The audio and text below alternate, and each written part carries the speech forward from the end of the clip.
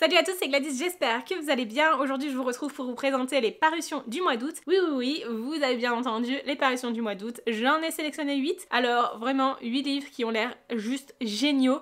Mais vous n'êtes pas prêts? Parce que quand j'ai fait cette sélection, j'ai déjà aperçu quelques petites choses qui nous attendent pour les mois de septembre-octobre, enfin la rentrée littéraire quoi. Oh là là là là. Il y a tellement des trucs géniaux qui arrivent. Et je vous parle pas spécialement d'éditions collector, mais juste de livres qui ont l'air mais tellement chouettes. Je sais pas où donner de la tête et il va bien falloir faire un choix à un moment donné. Je sais pas comment je vais faire ma vidéo de sélection des parutions de la rentrée littéraire. Ça va être un enfer. Il va falloir que je m'y prenne plusieurs temps à l'avance parce que celle-ci là, je l'ai préparée il y a 1 heure. Alors j'ai mis quand même 45 minutes à la préparer. Oui, c'est assez long à préparer comme vidéo. Faut lire tous les résumés, les trier, etc. Et puis les approprier plus ou moins pour pouvoir ensuite vous les retranscrire avec mes propres mots, mais vraiment, septembre, octobre, ça va être un enfer. Bref, je vous présente tout de suite les livres qui me font envie en août, parce que j'ai pas non plus tant que ça de temps devant moi. Le premier livre que j'ai sélectionné pour ce mois d'août, c'est La Rivière d'Argent de S.H. Chakraborty, qui paraîtra chez De Saxis le 17 août. Alors pourquoi j'ai sélectionné ce livre-là alors que je n'ai toujours pas commencé la trilogie d'Aevabad? Tout simplement parce que je me suis dit que j'avais envie d'avoir une collection complète quand même, et puis surtout, en fait, le premier tome de Daevabad, La Cité de Laiton, je vais le lire en août, quoi qu'il arrive, donc je vais essayer de le lire, ou au moins de le commencer avant la parution de La Rivière d'Argent, histoire de savoir en fait si je veux me l'acheter ou pas. Honnêtement, la balance penche plus du côté je vais craquer, vraiment, que du côté je vais être raisonnable. Ici, on va être sur une compilation de différents contes magiques, de retour à Daevabad, donc une cité cachée des djinns, dans laquelle on va suivre différentes histoires qui se déroulent avant, pendant et après les événements de la série principale. Donc pour le lire, il faudra quand même avoir lu toute la trilogie. Et on va suivre en fait ces événements de point de vue de différents personnages qui peuvent être aimés, détestés ou même inédits et vont enrichir en fait l'univers déjà apparemment fascinant de Daevabad. C'est un monde rempli de magie, de merveilles, de lutte, d'amour, de démons puissants, prêts à tout en fait pour aider ou détruire. Et donc La Rivière d'Argent, c'est un peu le petit recueil de contes, de nouvelles en fait pour les fans de la série, mais j'avoue que ça me donne bien envie de le découvrir et de la voir pour pouvoir en fait, une fois que j'aurai terminé la trilogie, avoir l'opportunité de retourner dans l'univers, de dire au revoir aux personnages et surtout en même temps d'en apprendre peut-être encore un petit peu plus, d'avoir quelques petits éléments. Comme je vous le disais, du coup on va avoir des contes de point de vue de différents personnages, donc ça peut être très intéressant d'en apprendre plus sur certains d'entre eux grâce à ce recueil de contes justement. Et puis c'est toujours chouette de changer un peu de format et de pas toujours lire du roman. Ensuite, on passe à une parution du 23 août et je les ai classés par ordre de parution. Pour vous dire, tout est centralisé sur la fin du mois d'août. On sent que tout le monde part en vacances, non? Parce que moi je travaille, hein. Mais on sent vraiment que tout le monde est parti en vacances. Ici, il s'agit de L'Attraction des Astres de Phil Stamper que je recevrai en service de presse de la part des éditions Corrigan, qui paraît donc le 23 août. Et ici, on va suivre Cal, qui est un influenceur célèbre qui a près d'un demi-million de followers et il a 17 ans. Sauf que sa popularité augmente encore lorsque son père, qui est astronaute, est choisi pour la première mission sur Mars. Sa famille doit donc déménager à Houston, donc dans le Texas, dans un village qui est réservé en fait aux familles d'astronautes. Cal est donc déchiré en fait de quitter sa vie à New York. Cependant, il fait quand même la rencontre de Léon, qui est un autre astro-kid, donc un enfant d'astronaute, qui est plutôt sensible, mystérieux et avec qui il va rapidement développer des sentiments. Et donc on va suivre ces deux personnages et surtout la pression médiatique qu'ils peuvent subir, qui ne laisse pas tellement place en fait à leur amour qui tente de s'épanouir, mais c'est plutôt difficile. Bref, ça me tente beaucoup, je sens que ça va être assez intéressant, et ayant moi-même un petit pied dans l'influence, alors clairement pas du tout au niveau de ce qui est décrit par Cal, je pense qu'on peut retrouver quand même certaines choses qui vont un peu résonner avec ce que je peux vivre parfois au quotidien, ou ce que d'autres personnes ont pu vivre, en fait, d'autres influenceurs bien plus célèbres. Je trouve que c'est intéressant d'avoir conscience aussi de ces choses-là dans le métier, et puis au-delà de ça, l'histoire me tente beaucoup, ça a l'air d'être une homo-romance vraiment très très sympathique, et dans un genre contemporain, du coup c'est plutôt chouette aussi parce que je trouve que je lis pas assez de contemporain en ce moment. J'ai vraiment quasiment sélectionné que des livres qui sont dans de l'imaginaire, donc c'est plutôt cool de changer. Enfin, je vous dis ça, mais le titre suivant c'est My Broken King de Ashley Jade, qui paraîtra le 23 août aux éditions Hachette dans la collection Etash. Pour le coup, on est clairement sur de la romance contemporaine new adulte. Alors ici, je vous avoue que j'ai pas bien compris si je pouvais lire ce livre-là sans avoir lu les autres livres de l'autrice, qui commencent par Broken quelque chose, ou pas. Donc si jamais vous connaissez, dites-moi, parce que je l'ai demandé en service de presse. Le résumé me tente beaucoup, mais j'ai trop peur de me spoiler quelque chose. Bon, ok, je pourrais demander au groupe groupe de partenaires RH sur Discord. Si c'est vous, c'est encore mieux. Écoutez, j'attends de vos nouvelles et de vos informations sur ce titre-là parce que je ne sais pas du tout si je peux le lire sans me faire spoiler ou pas. Ici, on va suivre Bianca qui est accusée d'avoir été cruelle et manipulatrice après avoir perdu la mémoire suite à un accident. Et Neko, s'il te plaît, oui, t'es bien dans ton carton. Waouh, c'est trop mignon mon petit chat. Je vous le montre. Voilà, j'ai reçu ça. Je l'ai unboxé là il y a peu. Et du coup, le carton était là et Neko s'y est installé. Il est trop mignon. Je l'aime trop. Bref, c'est pas du tout le sujet de cette vidéo.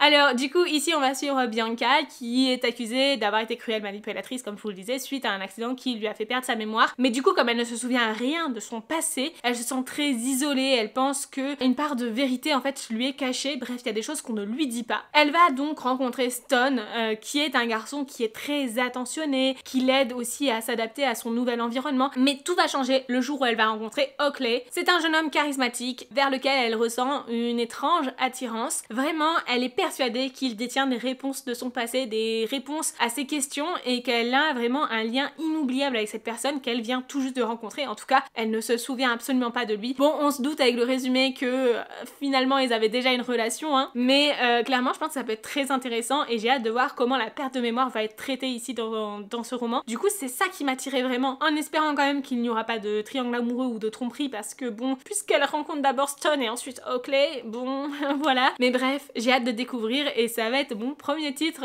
en tant que partenaire de la collection RH, donc je suis plutôt contente. Ensuite, j'ai sélectionné un titre que je vais m'acheter, c'est obligé, à moins que Rajo passe par là. Il s'agit de A Wilderess of Stars, le voyage de la dernière astronome, publié le 23 août 2023 chez Rajo. Et c'est de She Earnshaw. Et j'aime trop cette autrice. Du coup, je suis trop contente qu'il y ait un autre titre d'elle, même si ça a l'air de changer un petit peu de ce qu'elle a pu écrire par le passé. J'ai hâte de découvrir autre chose de cette autrice. Et ouais, je suis trop contente, je suis trop enchantée et je pense que je vais craquer. Alors ici, on va suivre Vega qui, chaque nuit, observe les étoiles. Elle récite les constellations, effectue des calculs, etc. Bref, elle a la tête dans les étoiles et elle adore ça. Mais alors, quand de nouvelles étoiles apparaissent, c'est le signe qu'elle attendait pour quitter sa vallée et affronter le monde en pleine crise. En tant que dernier astronome, ses savoirs et ses secrets sont vitaux et personne ne doit les connaître. Personne ne doit donc découvrir son identité. Et elle part alors à la recherche de l'architecte avant que les deux nouvelles étoiles, là, les étoiles jumelles, ne disparaissent car elles représentent le dernier espoir pour leur monde qui est sur le point de s'éteindre tout simplement. Et vraiment, ça a l'air trop bien.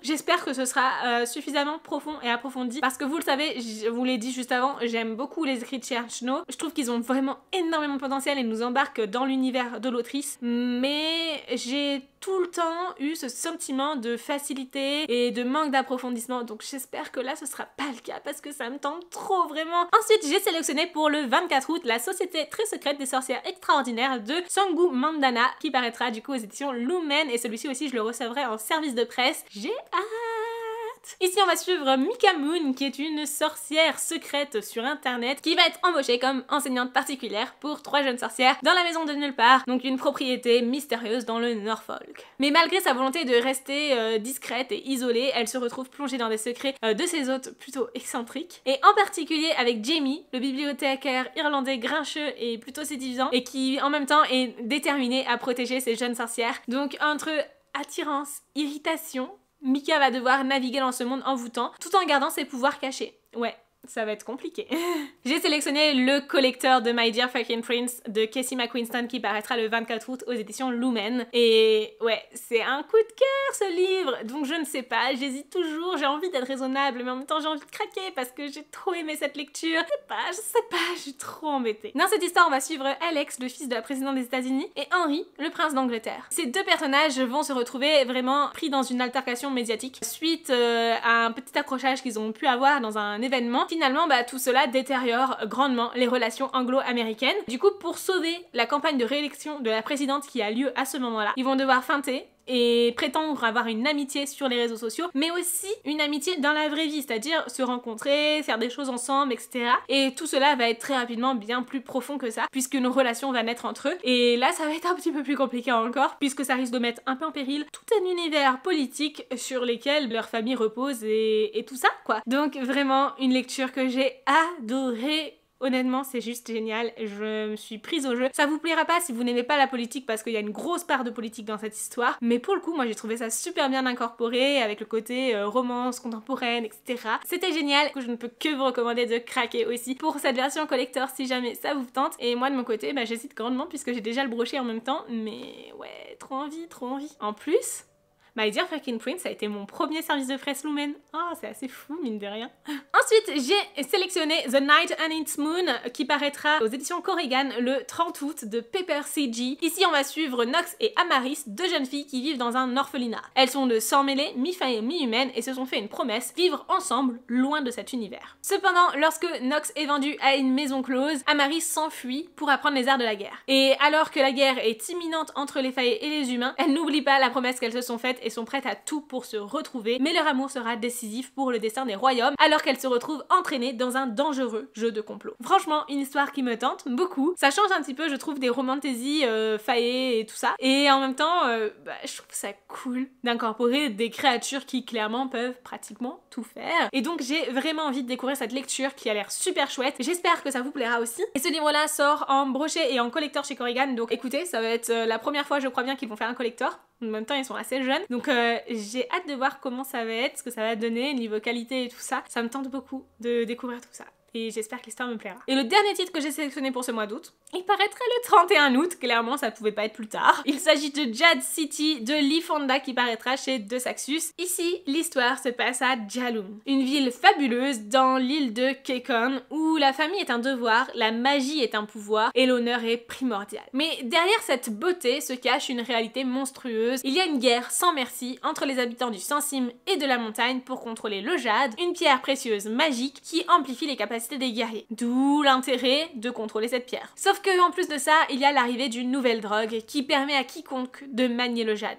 Ouais, parce qu'en fait, apparemment, c'est pas si évident que ça de manier le jade du premier coup, et avec cette drogue-là, c'est possible de le faire. Mais du coup, ça provoque une tension explosive entre les deux factions. Et ainsi, entre jeu politique, trahison, guerre de pouvoir, l'issue de cette guerre déterminera le sort de tous les guerriers de Jade et de l'île en elle-même. Ça me tente beaucoup. Franchement, j'étais un peu sceptique au début et je trouve que ce concept de pierre précieuse magique qui amplifie les capacités des guerriers et en plus de ça, d'une drogue qui permettrait de contrôler cette pierre plus facilement, je trouve ça plutôt original et j'ai bien envie de découvrir ce que ça donnera. Pour le coup, celui-ci, je ne sais pas encore si je vais me l'acheter ou pas tout de suite, hein, on verra bien, parce que de ce que j'ai vu, alors peut-être que je me trompe, mais j'ai l'impression que le relié n'est pas si différent du brochet, donc éventuellement, je vais peut-être attendre quelques avis avant de me plonger dedans, j'aurai bien assez à faire avec tout le reste de cette sélection. Voilà donc pour ma sélection des parutions livresques du mois d'août qui me tentent le plus. J'espère sincèrement que cette vidéo vous a plu. N'hésitez pas à me dire en commentaire quelles sont les parutions que vous attendez. Elles sont peut-être pas dans cette liste, mais c'est pas plus mal parce que ça me permettra d'étoffer encore. Oui, oui, la wishlist ça rallonge, on connaît. Et sur ce, en attendant la prochaine vidéo, je vous fais de très gros bisous. Je vous souhaite d'excellentes lectures et je vous dis à très bientôt.